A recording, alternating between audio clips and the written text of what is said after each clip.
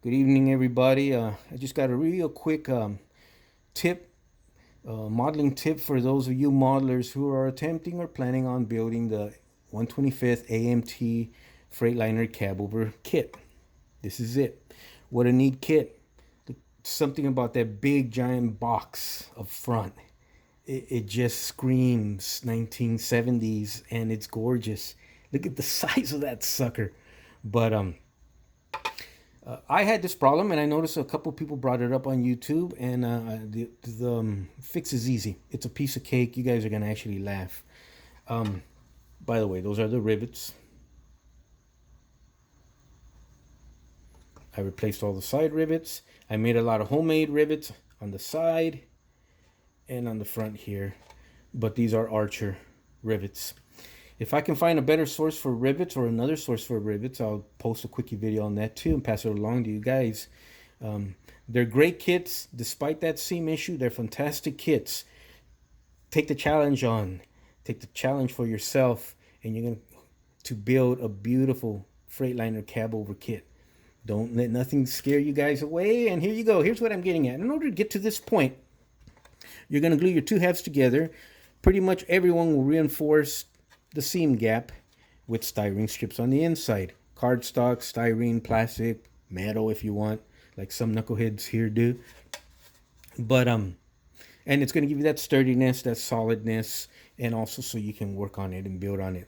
The problem that people were having, including myself, and I did not realize this, and when I was doing it, I didn't see any videos mention it, was when you try to fit your cab pieces, your cab tub into your Freightliner cab, these reinforcement brackets you put in on the inside take up real estate space on the inside of your cab. This is a tight, almost friction fit, and the cab interior bathtub will not go into the cab with these reinforcements in there unless you cut them up all the way to the top. So I didn't want to do that. What the solution I came up with was, you're going to go ahead and measure where your reinforcements are in relationship to the cab, mark it, and then you're going to come back with your Dremel tool, and you're going to cut a groove up into right there. Do the same for this side. Measure in relationship to your cab where those reinforcement styrene strips are. Mark it, come back with your Dremel tool, and cut it all the way through down to about right here. You can also use your Zona saw, or you can use an X-Acto knife and scribe back and forth. Just whatever method you use, be careful. Don't cut yourself. You're not going to harm the model in particular, because the area where you're going to be cutting in relationship to where the seam was on the cab, it's hollow on the inside.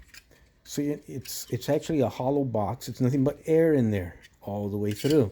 And this cab bed is basically just a strip of styrene that's glued on top, but the whole inside basically is air. Kind of like here, but only on that side.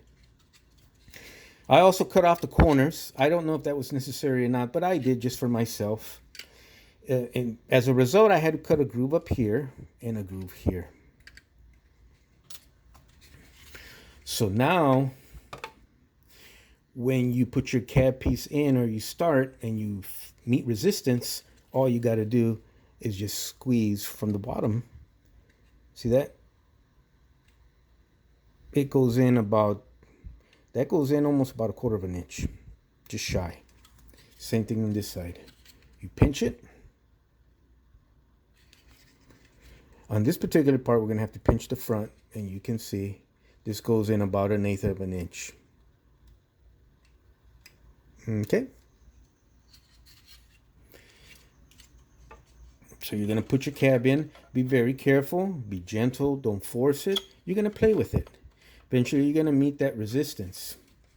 So I wanted to show you a good spot on the camera.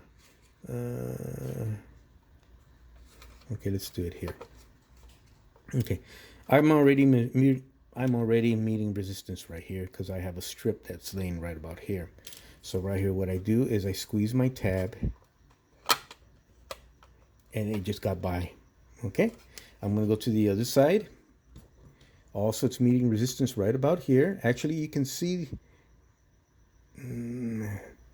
it kind of right there.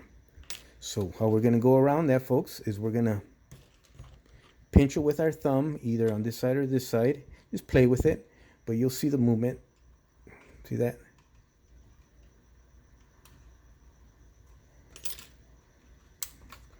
Like I said, be gentle with it. Play with it. The bottom of the cab, even with this method, you'll see it bowl out. Bowl out. Don't be scared. It's only as it gets to that first area. There you go. Right there, it kind of bowed out, and it's in a bowed out state. Pinch, and it'll get you past that all the way to the top. There you go. No more issues. And because it's pinched in, and as it gets pressed inside, it pinches back out, you got that resistance in there. It feels almost like you don't have to glue the tub in place, but you do. But that's a good tight fit. You're no longer bowed. And all required was two simple cuts and grooves cut out from the bed where the pillow is, and 2 grooves cut out in the back corner. But there you go. And if you want to take it out,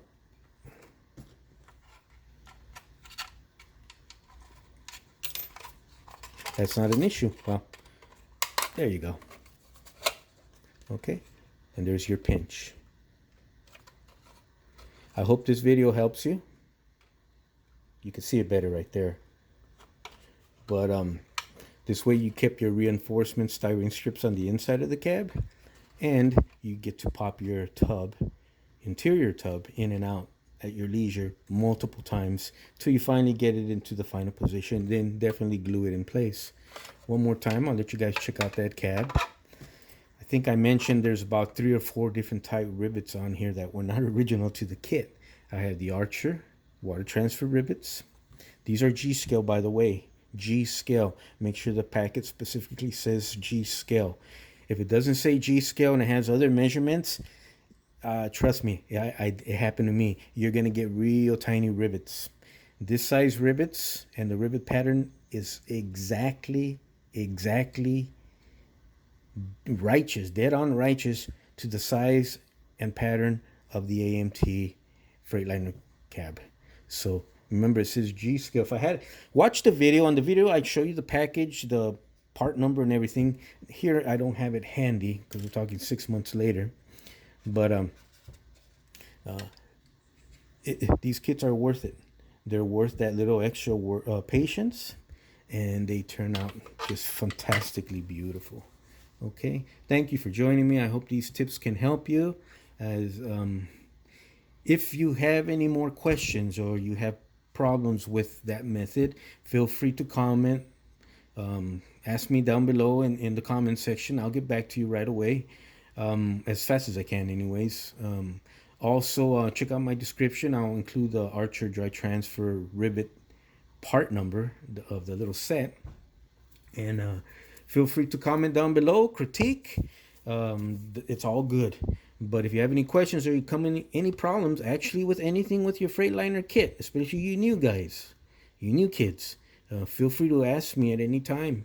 Jump on any one of my videos and ask me through there, through the comment section, or any other one of these, pretty cool modelers that publish their videos here on YouTube.